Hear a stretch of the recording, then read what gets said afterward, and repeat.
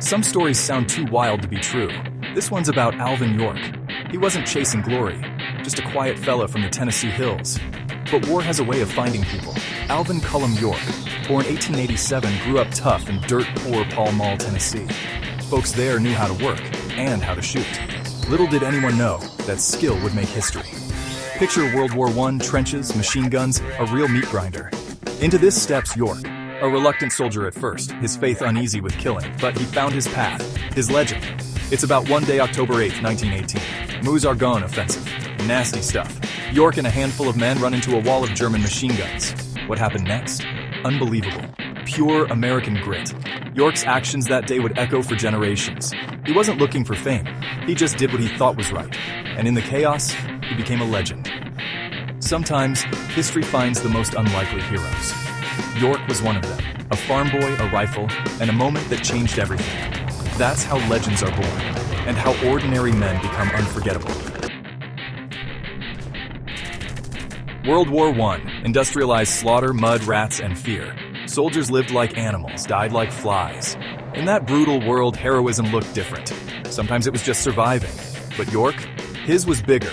He wasn't a general, just a corporal, a country boy. That's what makes it stick. They called him a one-man army, and for good reason. In a war of faceless slaughter, one guy stood out.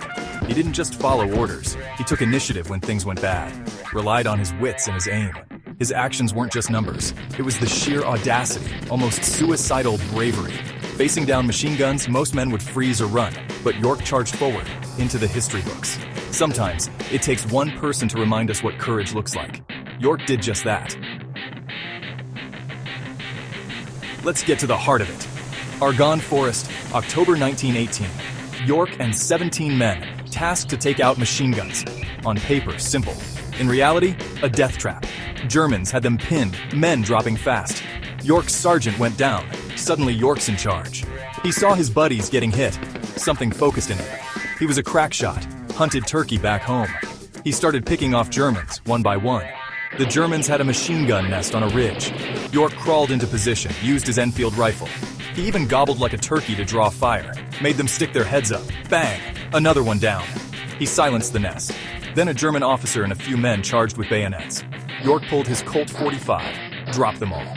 The rest surrendered. York marched 132 prisoners back through enemy lines. Unbelievable, but true. One man, one rifle, and a moment that changed the war. That's why they called him a legend.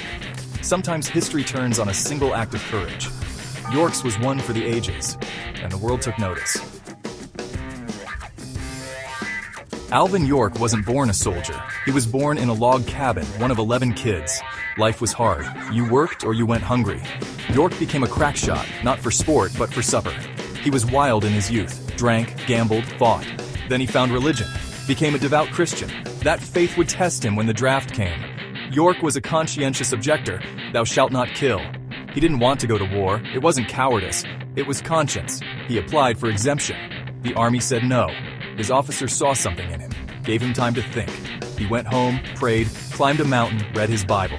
Came back with a decision he'd serve. He figured God would understand if he fought for a just cause. That's the journey, wrestling with faith, duty, and conscience. York didn't want to be a hero. But when the time came, he answered the call. Sometimes the most reluctant heroes are the ones we need most. York's struggle made his courage real, and that's what set him apart. York did the impossible, earned the Medal of Honor, became a national hero. Parades, movie deals, big money. He could have had it all. But that wasn't Alvin York. He got back to New York City, saw the fanfare, and turned most of it down.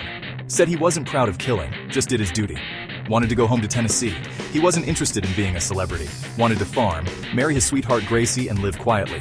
The fame was a burden, not a prize. He had offers for everything, endorsements, stories, big bucks. But his values were different. Faith, family, community. He went back to Pall Mall, a hero, but still Alvin. Humility like that is rare, especially when the world's at your feet. York showed that true greatness isn't about the spotlight. It's about staying true to yourself. He did just that, and that's why his story still matters. York went home, but he didn't just fade away. He saw the poverty, the lack of opportunity, especially for kids. The schools were terrible, if they existed at all. He knew education was the key, so he used his fame for something good. Raised money, gave speeches, all to build a better school. The Alvin C. York Institute, still standing today. Hollywood came calling again. This time he agreed. The movie Sergeant York in 1941, Gary Cooper playing him. York wanted it accurate and wanted the money for the school, not himself. That's the kind of man he was. He could have lived comfortably, but chose to give back. Poured his energy into something bigger than himself. That's true American grit. Not just fighting on a battlefield, but fighting for a better future. For the next generation. York's legacy isn't just medals, it's opportunity for others. He built more than a legend. He built hope. And that's a hero's work. Sometimes the greatest battles are fought at home. York never stopped serving. So what's the takeaway? Alvin York was more than a soldier. He was a man of conviction and deep faith. He struggled with duty, but walked his path with courage and humility. His story isn't just about war, it's about character. Doing the right thing, even when it's hard. True strength isn't bluster, it's service and sacrifice. We need more stories like York's. Not just battlefield heroics, but quiet heroism after. Commitment to community, refusal to be corrupted by fame. These are the lessons that last. York's sacrifice was for others, investing in education, in the future. Next time you hear about heroes, think of the humble ones. The ones who did extraordinary things, then went back to ordinary lives. They remind us what America can be at its best. Go find their stories, they're out there.